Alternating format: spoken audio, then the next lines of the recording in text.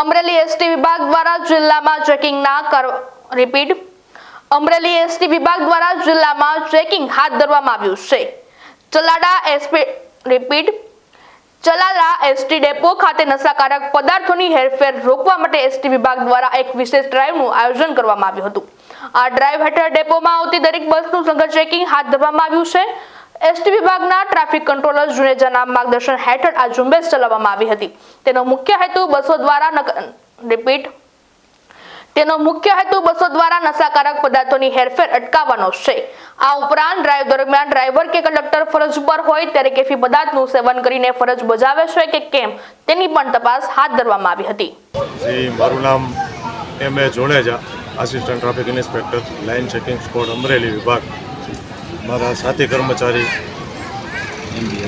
M.B. Agravat, A B assistant traffic inspector છે, Amreli division line checking team અમે છીએ। અને આજરોજ ચલાળા બસ સ્ટેન્ડમાં બસોના ચેકિંગ માટે અત્યારે અહીંયા ઊભા છીએ અને આગામી 31 ડિસેમ્બર આવનાર હોય બસોની અંદર કેફી દ્રવ્યોનું હેરાફેરી ન થાય અથવા કોઈ પણ કર્મચારીઓ કોઈ મુસાફર દ્વારા કોઈ પણ આ બાબતનું પરિવહન ન કરે એ માટે આ ખાસ અમે લાઇન ચેકિંગ ઉપર અમારા ઉપરી અધિકારીઓના આદેશથી તેમજ સેન્ટ્રલ ઓફિસના આદેશથી અમે આજરોજ અહીંયા ચેકિંગમાં ચલાળા ખાતે ઊભા છીએ।